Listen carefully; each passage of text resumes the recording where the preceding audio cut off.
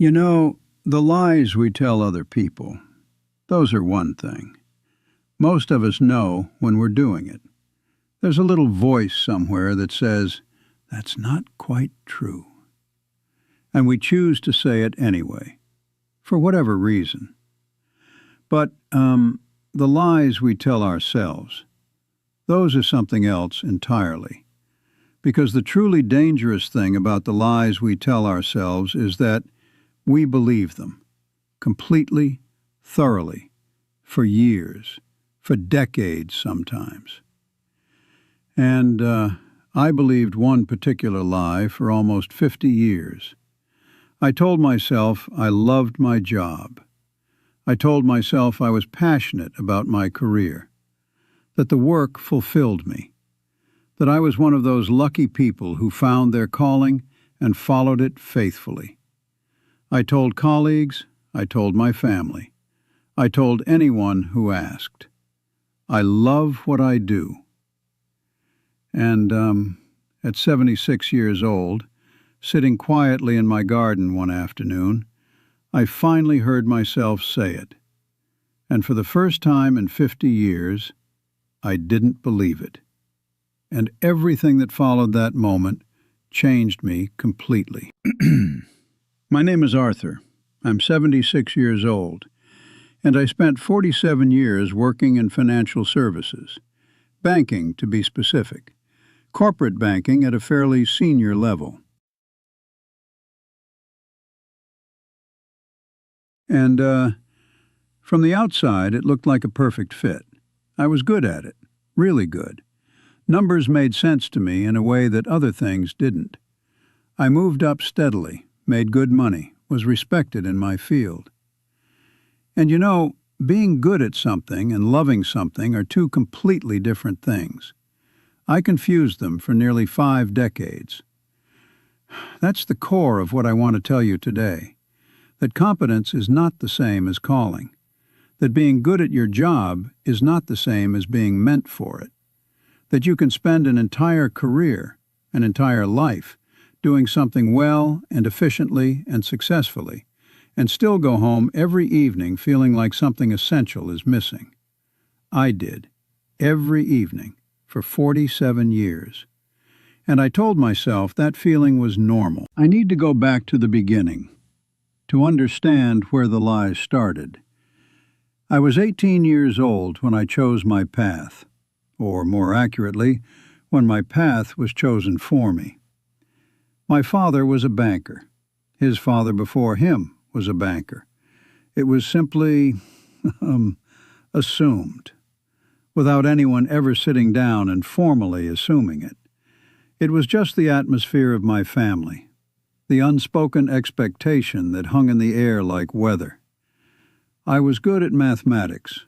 My father pointed this out regularly. Arthur is a numbers man. He said it with pride. And I accepted it as identity. At 18, I applied to study finance at university, not because it set my heart on fire, but because it was what made sense, what was expected, what would make my father proud. And I told myself that was enough reason. I told myself the passion would come. You know how people say, find something you're good at and the love will follow? Well, it didn't. My first job was at a bank in the city, 22 years old, fresh suit, eager face, and I remember my first week very clearly. Not because it was wonderful, because I sat at my desk on the first Friday afternoon and thought, is this it? Just that. Is this it? And I immediately told myself, Arthur, you're being ridiculous. This is a good job. This is a great opportunity. You're just nervous. Give it time. And so I gave it time. And the time kept passing, and the feeling kept coming back. Every Monday morning there was this low-grade resistance, not quite dread, not something dramatic enough to act on, just a quiet, persistent sense of going in the wrong direction. And every time it came, I pushed it back down, told myself I was being ungrateful, told myself this was just what work felt like for everyone, told myself the people who claimed to love their jobs were either lying or doing something frivolous that wouldn't sustain them. And I got promoted, and I told myself that was evidence I was right where I belonged. Here's what I never told anyone, not my wife Eleanor, not my colleagues, not my children, nobody. What I actually loved was writing, specifically history. I had this deep, abiding fascination with historical narrative, the way the past could be told as a story, the way ordinary lives inside extraordinary times revealed something true about what it means to be human. I used to read historical biographies the way other men read sports pages, voraciously, completely absorbed, losing hours without noticing. And I wrote, too, privately, in notebooks that I kept in the bottom drawer of my desk at home. Essays about historical figures, narratives about periods of history that fascinated me, small, careful pieces of writing that I shared with no one. Because writing wasn't practical. Writing didn't pay like banking paid. Writing wasn't what Arthur the numbers man did. And I had a family to support, a mortgage, real responsibilities. And so I kept the notebooks in the drawer, and I went to the bank every morning, and I pushed the feeling down. Every single morning for 47 years. You know, the truly exhausting thing wasn't the work itself. The work was fine, manageable, sometimes even interesting in a technical sense. The exhausting thing was the performance of being someone who loved it. Because that's what you do, isn't it? When you're in a career, you perform enthusiasm. You perform engagement. You perform passion for the thing you're doing, so that the people around you believe in you, and the clients trust you, and the bosses promote you. And I was an exceptional performer. I gave talks at conferences about the importance of the banking sector. I mentored young analysts with genuine care and attention. I sat in boardrooms and spoke with authority about financial strategy. And every time I did these things, there was this very quiet voice somewhere inside me saying, "This isn't you, Arthur. This is a very convincing version of you, but it isn't you." And I would tell that voice to be quiet, and it would be quiet, for a while. And then it would come back. For 47 years it kept coming back. My wife, Eleanor, we were married for 48 years before she passed. She knew. Not the specific details. I never told her about the notebooks. I never told her I had wanted to write. But she knew something. She had this way of looking at me sometimes when I came home from work. This quiet, searching look. Like she was checking to see if I was still in there somewhere behind the professional face. And she would ask, "Are you happy, Arthur? Really happy?" And I would say, "Of course I am. I have a good job, a good life, a wonderful family. What more could I want?" And she would nod. But the searching look didn't go away, because Eleanor was perceptive in the way that people who love you deeply are perceptive. She could see around corners of you that you couldn't see yourself. She saw the notebooks once, about 20 years into our marriage. She picked one up from the desk and started reading, and she looked up at me with this expression and said, "Arthur, this is beautiful. Why aren't you doing this?" And I took the notebook gently from her hands and said, "It's just a hobby, Eleanor. Don't make it into something it isn't." And she didn't push. She was wise enough to know I wasn't ready, but she kept the searching look right up until the end. I retired at 72, and for the first 4 years of retirement, honestly, I was a little lost. Without the performance to give, I didn't quite know who I was.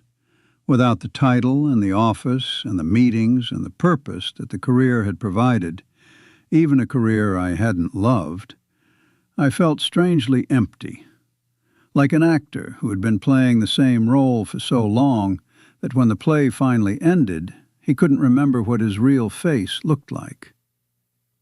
And then one afternoon I was sitting in the garden, just sitting, doing nothing, which is something I was still learning how to do.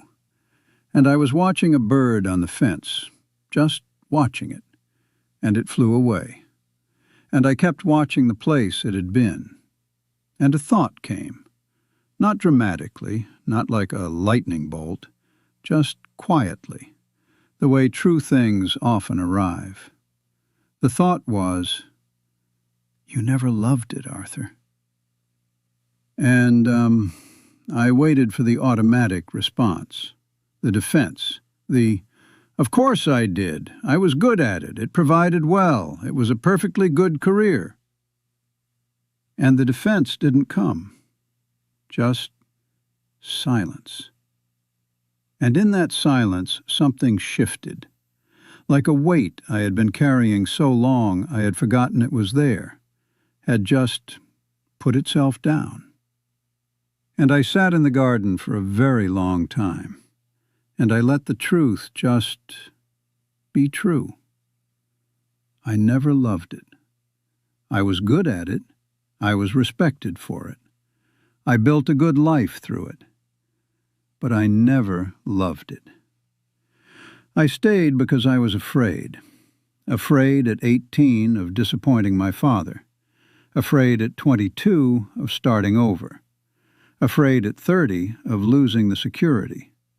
Afraid at 40 of being too old to change. Afraid at 50 of what people would think. Afraid at 60 of leaving something that at least I knew.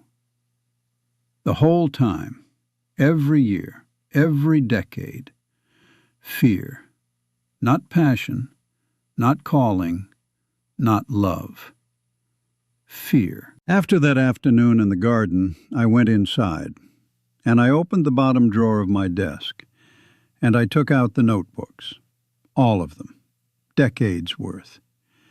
And I sat at the desk and I read them. And they were good. Not perfect, not polished, but genuinely good. The thinking was careful. The writing had a quality to it that surprised me, even though I was the one who had written it. And I thought, this is what I should have been doing. Not instead of working. I understand we all need to earn a living. I don't romanticize that.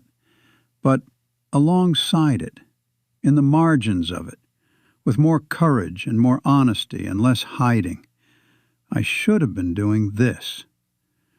And at 76 years old, I decided I would start.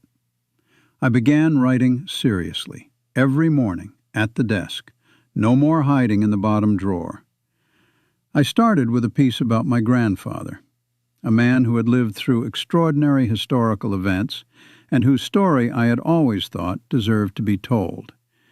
And writing it was the most alive I have felt in as long as I can remember. Like water finally finding the level it was always meant to reach. I'm 76 years old. I spent 47 years in a career I was good at and never loved.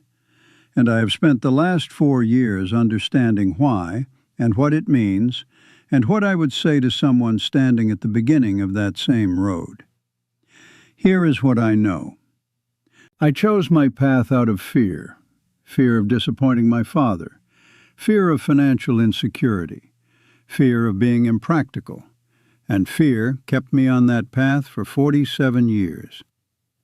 Fear is a reasonable thing to feel.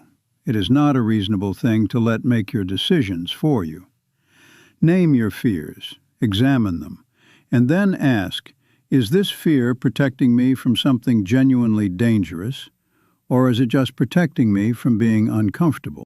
I performed enthusiasm for my career for 47 years, and I was tired in a way that sleep never quite fixed, because performing something that isn't true is deeply draining. Actual passion, the real thing, doesn't drain you, it fills you. If your work is consistently draining you in a way that goes beyond normal tiredness, pay attention to that. It might be telling you something important. At 18, the cost of beginning the right thing was disappointing my father and being impractical. At 76, the cost of beginning the right thing is knowing how much time has passed. Both costs are real, but beginning is always worth it. I am writing every morning at 76. It is not the career I should have had, but it is the truest thing I am doing, and it is enough. Begin, whatever age you are. Begin. You know, I found something in one of the notebooks recently, something I had written when I was about 35. Just a single line, no context around it, just sitting there on an otherwise blank page. It said, "I wonder what I would have been if I had been braver." And I sat with that for a long time. 35-year-old Arthur, in the middle of his career, in the middle of his performance, wondering. And I wanted to reach back through 40 years and say, Arthur, the writing. Go do the writing. It doesn't have to replace everything. Just make room for it. Stop hiding it in the drawer. Stop being afraid of what it means. Just do the thing that makes you feel most like yourself. I can't reach back 40 years, but maybe I can reach forward to you watching this. Maybe 25 years old, or 35, or 45. Maybe sitting in a career that looks right from the outside, but has that quiet, low-grade, persistent feeling of the wrong direction. Maybe hiding something in your own bottom drawer. Maybe telling yourself the passion will come, or that competence is enough, or that you'll make the change later when the timing is better. I want to tell you something. The timing will not get better on its own. The passion will not arrive unless you move toward it. And the thing in the bottom drawer? It deserves better than a drawer. You deserve better than a drawer. Stop lying to yourself about what you love, and go do the thing, whatever it is. Go do the thing. I'm 76 years old, and I'm writing every morning. And it is the most like myself I have felt in a very long time. It's not too late for me, and it is absolutely not too late for you.